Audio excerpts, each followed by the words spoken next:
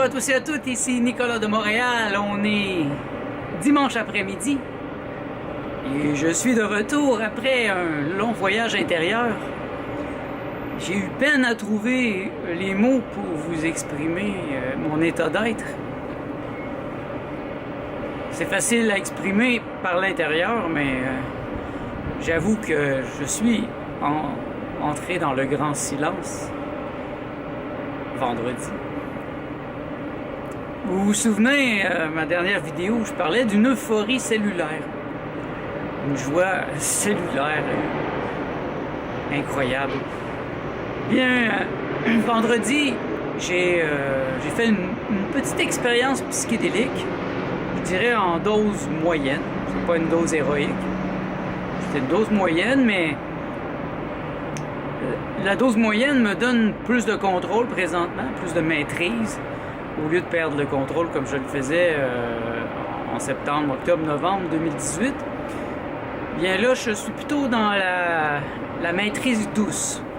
Et puis, c'est ça. Ce que j'ai fait, c'est que j'ai fait augmenter mon bonheur qui était déjà vraiment intense. Je l'ai fait exulter.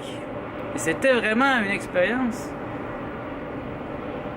C'est difficile à exprimer en mots. C'est vraiment... c'est une expérience mystique, bien sûr. C'est une expérience divine. Bien, je vais essayer quand même.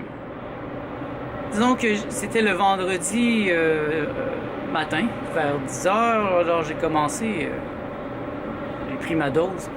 Et puis là, tout de suite, je me suis mis à écrire comme un déchaîné. Et j'avais des compréhensions profondes qui étaient déjà à la surface et ça effleurait.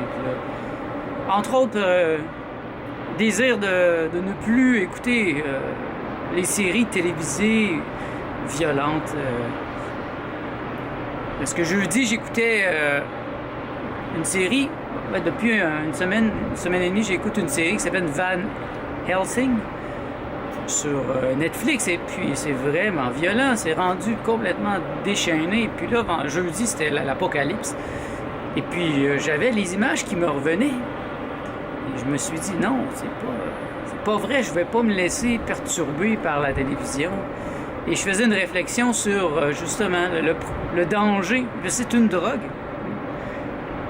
Maintenant que j'ai travaillé beaucoup sur l'alimentation, il faut que je travaille aussi sur ce qui vient de l'extérieur aussi, ce qui me bombarde, et puis la télé.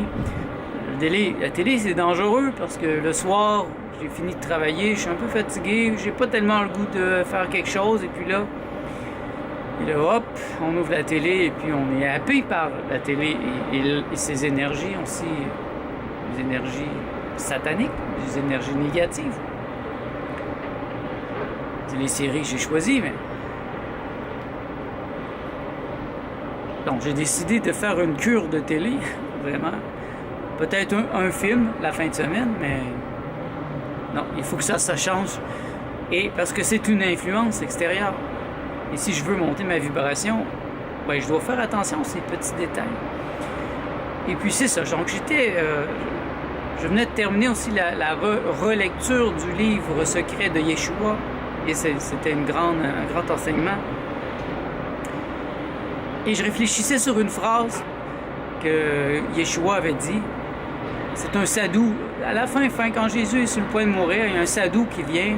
Le sadhou, c'est un sage qui fait beaucoup de méditation, et puis il vient et puis il dit, j'ai médité toute ma vie, j'ai fait du yoga, j'ai fait d'un ascétisme pas croyable, et puis j'arrive pas à me libérer.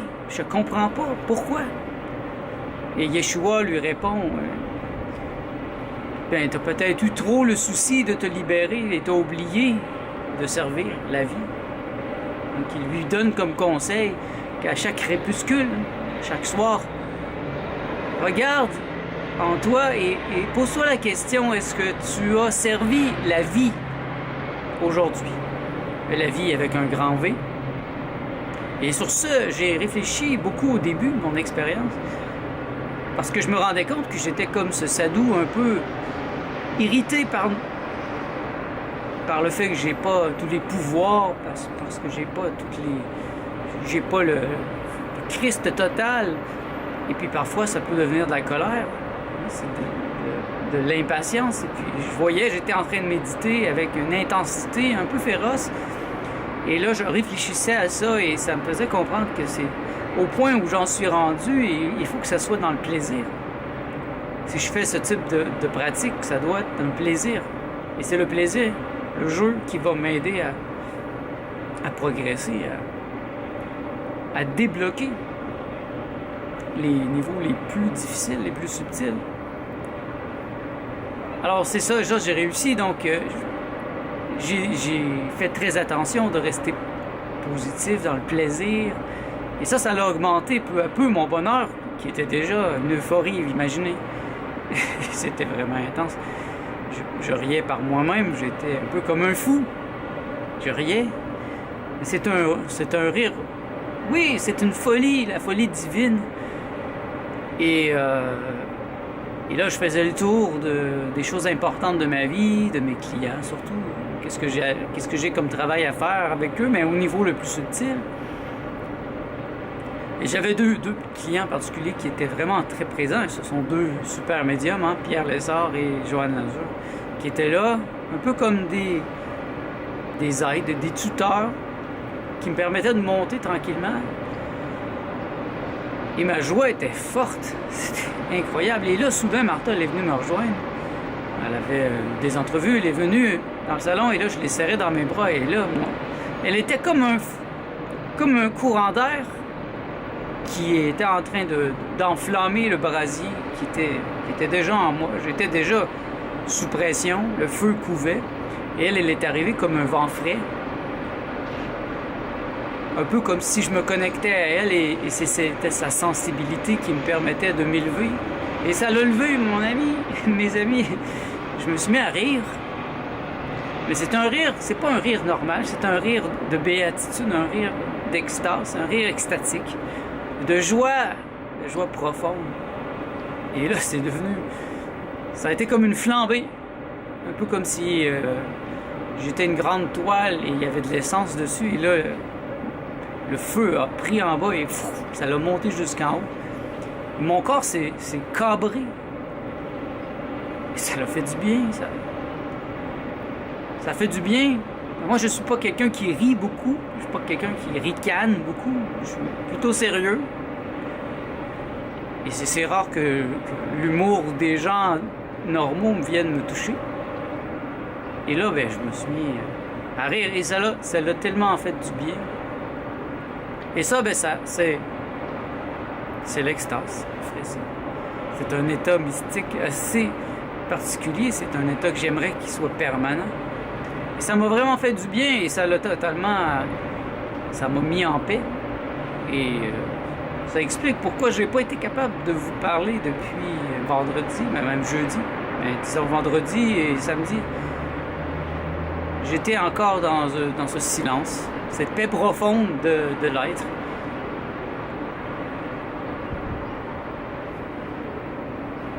Ça fait du bien.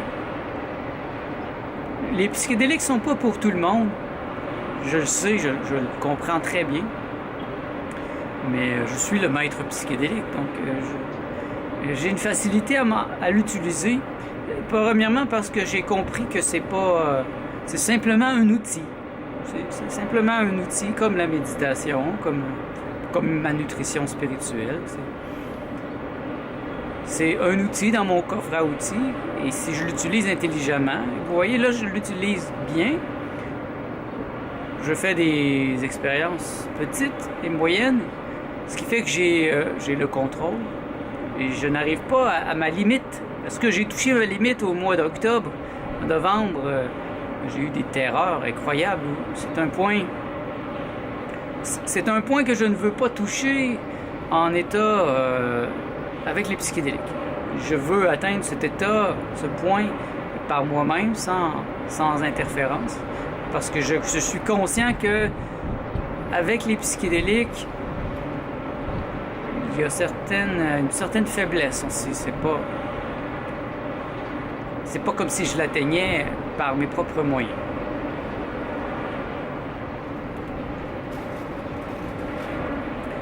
C'est un moment incroyable de ma vie, vraiment. Vous savez, là, dans une semaine, je commence la cure de jus et je m'installe peu à peu. Mentalement, je me sens prêt à cette épreuve. Donc, ça va être une cure de jus de 2 semaines.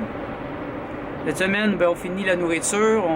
On a déjà commencé à se faire les jus le soir, qui est une belle préparation. Donc, la semaine prochaine, on va se payer un dernier repas cuit. J'ai décidé de me donner un repas cuit samedi, probablement chez Gusta, un déjeuner, pour symboliser la fin de cette période, de la phase 1, et commencer la période du jeûne, qui va être beaucoup plus exigeante.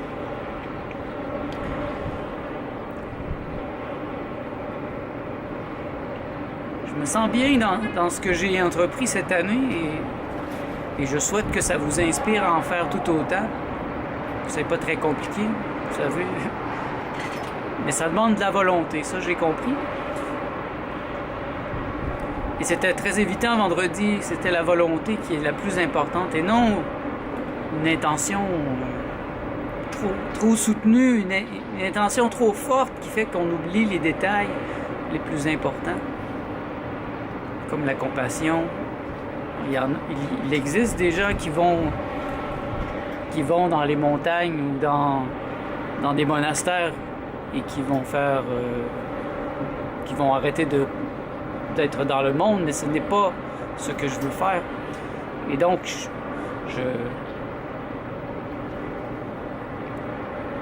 il me faut être capable de vivre en état d'éveil dans le monde, ici, maintenant. Et c'est ça le vrai défi. Est-ce un défi d'aller se mettre dans une grotte et oublier le monde? C'est un peu comme de la masturbation.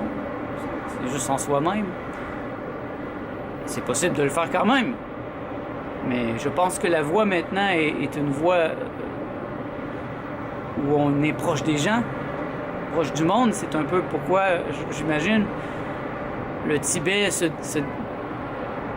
vide à cause du génocide qui se passe là-bas, l'incompréhension des Chinois. Et puis ils sont forcés, les Tibétains, à se répandre dans le monde et à venir nous enseigner leur grande sagesse. Oui, mes amis, c'est un moment béni. Je suis heureux de pouvoir le partager avec vous.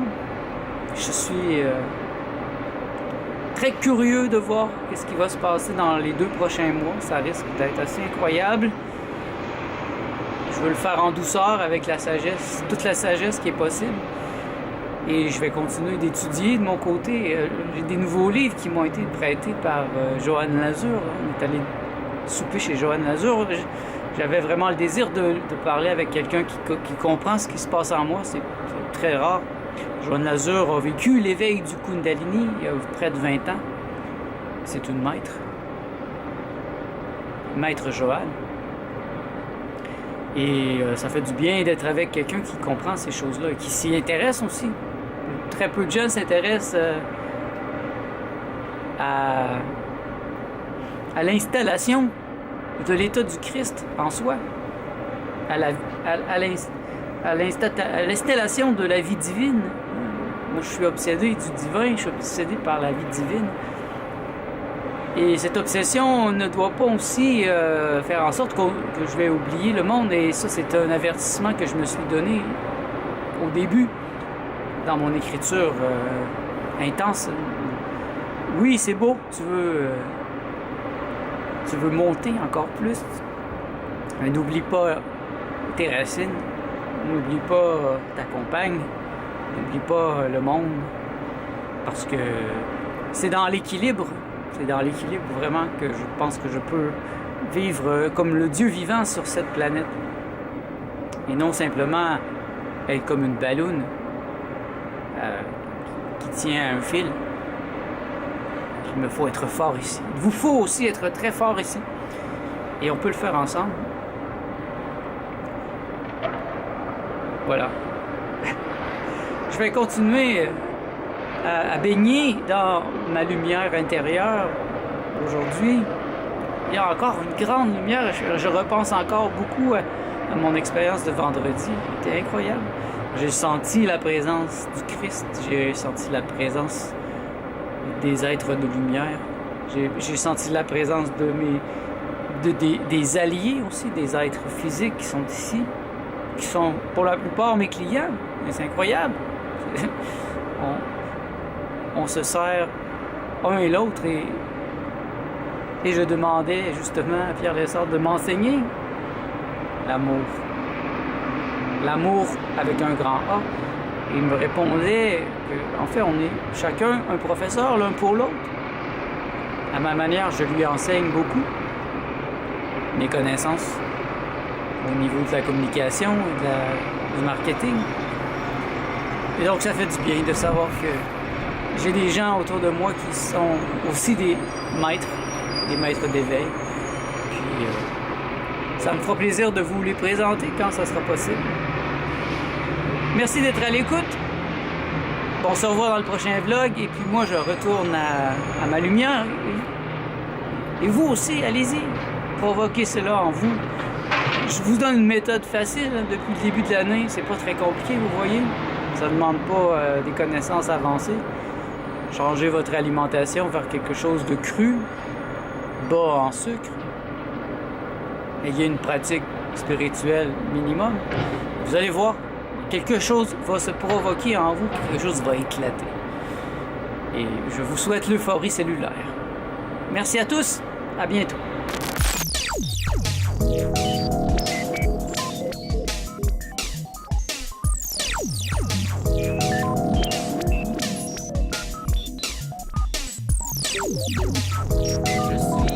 Je suis le maître psychédélique. Je ne passerai pas, je ne passerai pas, je ne passerai pas encore.